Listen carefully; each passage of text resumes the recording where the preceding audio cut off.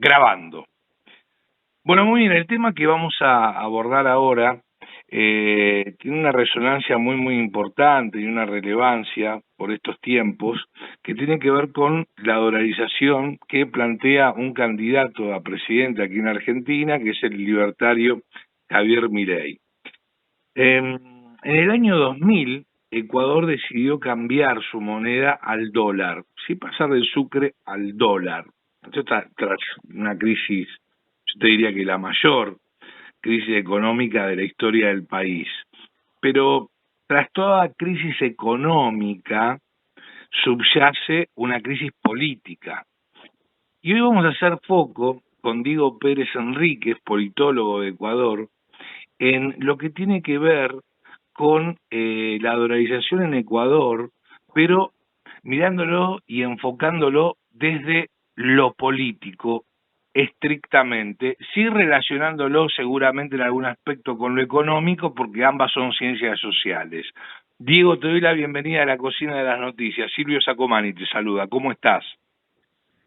¿Qué tal, Silvia? Qué gusto estar aquí y bueno, pues encantado y un honor. Bien, igualmente para mí, muchas gracias por atenderme. Diego, ¿nos podés comentar cómo nace la dolarización desde el costado político? ¿Qué acontecía en Ecuador para que se diera finalmente este fenómeno? Bueno, a ver, efectivamente, como mencionaste, la dolarización en Ecuador llega en el año 2000, pero en realidad es un proceso que venía en la agenda política del país por lo menos desde el 97. En el 97, con Abdalá Bucaram como presidente, Ujú. se plantea la posibilidad de adoptar un esquema similar al argentino del momento de la convertibilidad. Exacto. De hecho, Cavallo vino al Ecuador, se preparó unos cuantos documentos, ese gobierno cayó y aquello no sucedió en ese momento. Hacia el 98, cuando asume el presidente Yamil Maguad, lo que sucede es que el Ecuador entró en una espiral económica que arrastró a lo social y que arrastró a lo político, y que finalmente hacia el 2000 dejó a un presidente indefenso frente a un legislativo dedicado a bloquear todas sus decisiones, con una agenda limitadísima al presidente, no, y con movilizaciones sociales importantísimas en las calles. Al presidente no le quedó más opción que ir por aquello que presumía podía salvar su gestión, porque iba a contener la inflación, ¿no? Iba a contener la inflación, iba a contener la devaluación, y el presidente de aquel entonces presumía que esta decisión, que fue más política que técnica, permitiría salvar su gobierno. Así es Entiendo, es que decir que se todo tomó la nace, decisión. discúlpame, digo, es decir No, que el presidente en aquel momento se vio poco menos que forzado por el espiral inflacionario fenomenal, por la pérdida del poder adquisitivo de la ciudadanía y a su vez por un pueblo ecuatoriano, bien digo, un pueblo ecuatoriano, así se dice, que salía a las calles a uh-huh. reclamar que tomen medidas para que, bueno, no sé si precisamente para dolarizar, pero por lo menos para tener una moneda con mayor peso, con mayor fortaleza, ¿no es cierto? Sí, exactamente. La demanda de la gente no era necesariamente la dolarización, sí era el contener de alguna forma la devaluación que existía, la inflación que existía. Era una situación en la que en cuestión de pocas horas, entre la mañana y la tarde, el precio del dólar subía grandemente, ¿no? Duplicaba su valor. Entonces, claro, había una sensación de incertidumbre grande, y que por otro lado, por lo menos en la clase media, había una dolarización de facto, porque muchos negocios cobraban ya en dólares, muchas actividades económicas privadas sobre todo pagaban a sus trabajadores ya en dólares, sobre todo en las escalas más altas, ¿no? Entonces, había los arriendos estaban también dolarizados. Entonces, se tomó esta decisión en aquel momento bajo esa premisa más bien política. Lo que sucede a continuación es que no sirvió de nada porque el presidente cayó de todas maneras 15, 20 días después de decretada la dolarización y bueno, la dolarización se mantuvo, pero hubo esta situación, ¿no? Entiendo. Y a posteriori de la caída del gobierno, ¿qué aconteció? A ver, me parece que es importante ahí marcar dos vertientes, ¿no? La una que es política, las condiciones políticas del Estado no mejoraron sustancialmente. Digo, existió el mismo tipo de bloqueo, la misma noción de que la movilización podía forzar la agenda del presidente, pero hubo también un acuerdo del establishment político de que la dolarización no se tocaba. Entonces, la lucha pasaba Es decir, por cualquier resultado. hubo una especie de Moncloa, digamos, entre todo el sector político hubo consenso entre la izquierda, el centro, la derecha, de que la dolarización no se tocaba. Sí, sí, finalmente hubo ese acuerdo y por fuera de algunos personajes más radicales, más ubicados hacia la extrema izquierda, los demás tenían este acuerdo de que la dolarización no se tocaba. Del lado económico, el primer efecto fue sí un golpe importante, sobre todo para los ahorristas que teniendo su dinero en sucres, al traducirse a dólares, pues habían perdido muchísimo. Solamente para poner en contexto, había, a ver, el sueldo básico en el momento previo a la dolarización bordeaba el 1.000.000 de sucres, ¿sí? Un millón de sucres era, no, perdón, 600.000 sucres era el sueldo básico. Sí. Y el momento de la dolarización, se dolarizó a 25.000 dólares por sucre, pues el momento de la dolarización, imagínate, pasaron a recibir que 40 o 50 dólares, y por lo tanto la gente... Claro, 25.000 sucres por dólar. 25.000 sucres por dólar. Ok. Sí.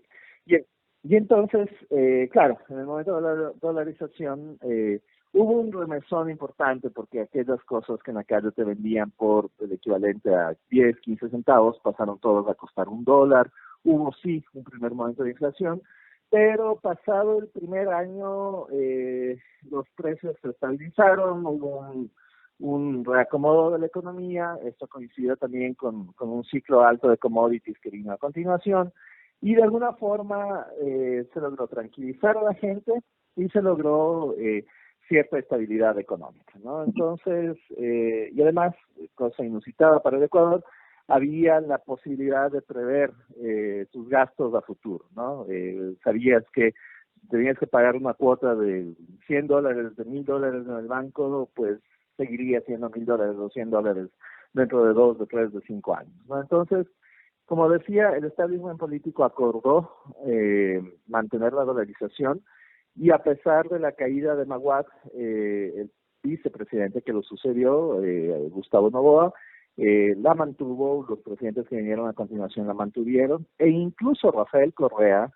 Vos sabés que yo te iba a consultar a raíz de este populista corrupto, que él precisamente tenía la intención de eliminar el dólar como moneda corriente de Ecuador, ¿no es cierto?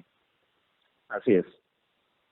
Sí, a ver, yo con Correa tengo una primera aproximación de primerísima mano, y es que él fue mi profesor en la universidad en algún momento, una cátedra sobre economía latinoamericana, y todo el argumento de su clase, esto era unos 10 años, no, 5 años antes de que fuera candidato, pero todo el argumento de su clase giraba en torno a por qué la dolarización afectaba al Ecuador. Y su posición ideológica frente a la dolarización era que éste debía desechar. Sin embargo, ya en el poder,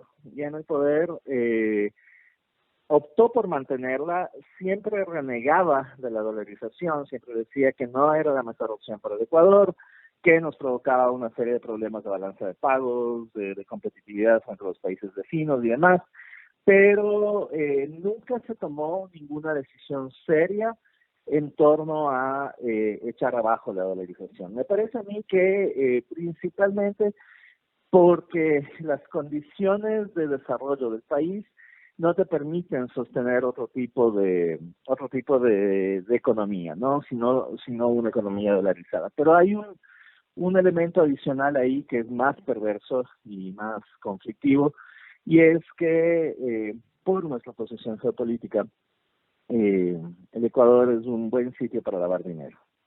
Ujú. Eh, y los reportes de inteligencia financiera que hay acá sostienen que el Ecuador sin dolarización no funcionaría porque se iría todo el dinero que estamos lavando y sin el dinero que el Ecuador lava no podría subsistir, Pero ¿no? la pregunta es, Entonces, a con ver, qué gobiernos lavaría dinero Ecuador? Con el gobierno actual, con gobiernos anteriores, con todos los gobiernos?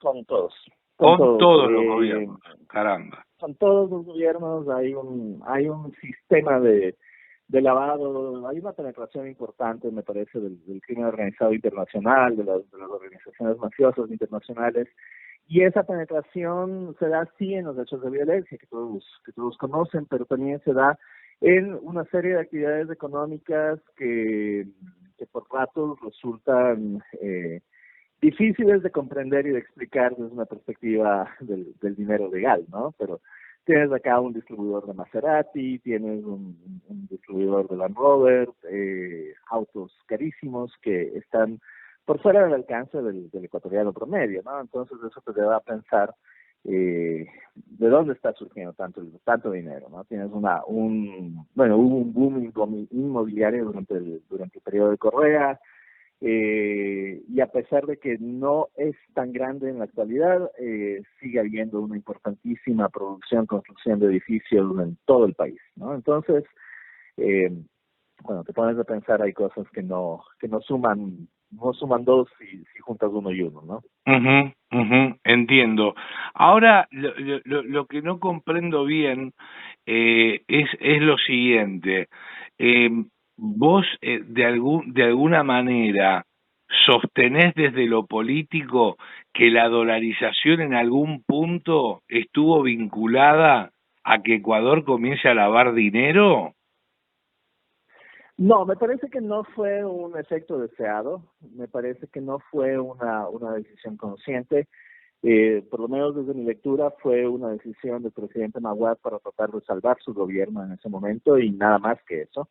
Eh, pero dudo que haya existido una valoración en torno al rol que podía jugar la narcoeconomía en ese momento, porque además los indicios de aquello en ese momento eran muy bajos, no habían actividades de crimen organizado internacional acá en el Ecuador de la forma ni de la dimensión que tenemos ahora, sino que me parece que ya con la dolarización en marcha, con las cosas estabilizadas en lo económico, y con el nivel de informalidad que subsiste en el Ecuador, instituciones muy débiles y demás, parece que estos actores se dan cuenta de que puede ser un buen sitio para hacer estas operaciones de lavado, ¿no? Ujú. Pero no creo que fue una decisión consciente en primera instancia. Entiendo, fue una consecuencia, digamos.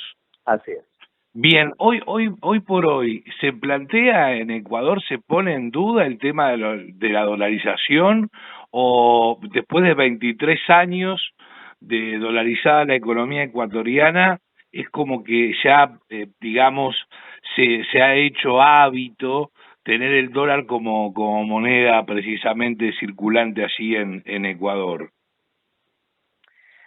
A ver, se ha hecho hábito tener el dólar como moneda, sí, me parece que la economía ha funcionado bastante bien y a todos ha garantizado por lo menos cierta previsibilidad en torno al movimiento de la economía, pero en la campaña electoral pasada, hace 2 años, Andrés Arauz, el candidato de Correa, nunca fue claro en torno a la decisión de defender la dolarización.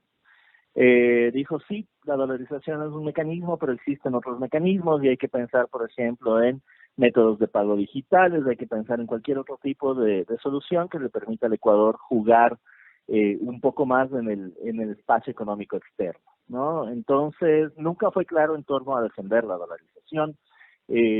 Ideológicamente, Arauz viene del mismo lado de Correa, de la misma escuela de Correa, y si se quiere tratar de ser un poco más radical que Correa. El otro factor político ahí es el movimiento indígena, claro, es el movimiento que provocó la caída de Maguad. Al provocar la caída de Maguad exigían dos cosas en ese momento: la salida de la base de Manta, la base estadounidense que el Ecuador tenía en Manta, y la segunda cosa que exigían era el fin de la dolarización. Se cumplió con una de ellas en el gobierno de Correa, con la segunda no, y entonces queda siempre este elemento en la agenda del movimiento indígena que se ha fortalecido, que no es muy explícito en su demanda de la finalización de la dolarización, por lo menos no lo ha sido en las protestas del 2019 y del 2021, pero no es algo que ha salido de su agenda tampoco, se mantiene allí. Entonces, es un elemento sobre el cual, con el fortalecimiento del movimiento indígena que existe ahora, cabe tener en consideración. Está claro.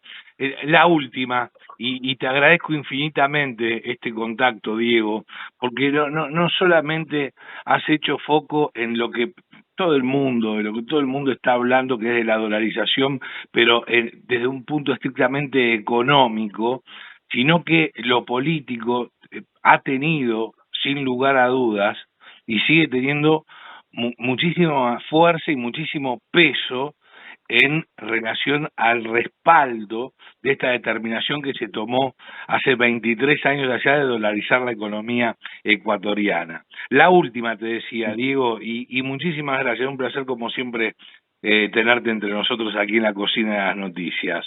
Un salario promedio en Ecuador, ¿de cuántos dólares hablamos? A ver, bueno, el salario básico acá en el Ecuador son $450. La canasta básica, aquello que se presume que una familia de cuatro necesita para vivir durante un mes, está bordeando los $700. Ajá. Y hay un sector informal grandísimo, ¿no? La gente con empleo formal es una porción muy reducida frente a quienes tienen empleo informal, quienes tienen empleo no completo, en fin. Entonces, hay una brecha importante ahí por subsanar. Hay una brecha importante, pero digo, $450 es el sueldo básico. Básico, ¿cierto? Es el mínimo, digamos. Sí. El sueldo mínimo. Y un sueldo promedio, clase media. A ver, un sueldo promedio en la clase media son alrededor de $1,200, $1,500. En clase media, digamos, un funcionario público promedio está en ese rango. Una persona del sector privado, clase media, sí está también en ese rango, entre 1,200 y 1,500. Ok. El tema es que lo que se ve a las claras es que el sueldo mínimo no alcanza para cubrir, obviamente, los costos de la canasta básica familiar. El porcentaje de pobreza que hay en Ecuador, ¿me podés decirlo? ¿Tenés presente el número? No lo tengo presente en la mente en este rato, pero a ver, el índice de necesidades básicas insatisfechas en el Ecuador estaba, el coeficiente de Gini, este dato es el que lo tengo, el coeficiente de Gini para el Ecuador está en 0.6, me parece, 0.5 y algo. Ok, perfecto. Bueno, Diego, ha sido muy claro y te agradezco infinitamente este contacto, porque los datos que has arrojado son esclarecedores y también un punto que no hemos abordado, ¿sí? Es el tema de la inflación hoy en Ecuador, que me parece que lamentablemente 5 países en el mundo sufren esta patología, ¿sí? Lamentablemente estructural, no coyuntural, y uno de ellos es la Argentina, entre Sudán, Venezuela y otros 2 países, que Cuba, obviamente, y el otro país no recuerdo cuál es en este momento. ¿El porcentaje de inflación en Ecuador de cuánto es? ¿De qué porcentaje es? A ver, la inflación en el Ecuador durante este último periodo, que fue el periodo de Lazo, Sí, volvió el... dame un segundo. sí, Doy el cómo no, dato cómo no. exacto, Sí, pero, sí. pero en todo caso, Es de un quería dígito, si yo mal no tengo mencionar una presente. cosa, ¿no? Y es que en el periodo de Maguad, es decir, previo a la dolarización, la inflación llegó alrededor del 200%, ¿no? Entonces, en ese momento, obviamente hubo un problema gravísimo Sí, imagino. de, Hiperinflación. Y hoy por hoy, ¿de cuánto es? De un dígito. Hace un tiempo sí, actualmente, importante. a ver, hacia el 2022 fue 0.72, ¿no? No, no, 0.7. Dios mío, qué lejos estamos. 0,72 Sí, 2022 y... Bueno, claro. y Cero- ese es el efecto positivo de la dolarización, ¿no? Que 0,72 provee mensual. previsibilidad, pero 0,72 mensual. 0.72 el anual. El mensual para este año está en 0.12 en la última medición. Ok, entiendo, perfecto. Diego, muchísimas gracias, un fuerte abrazo, ha sido un placer enorme. Muchas gracias, Silvio. Un gran abrazo y un honor para mí siempre estar allí. Diego Pérez Enríquez, politólogo de Ecuador, pasado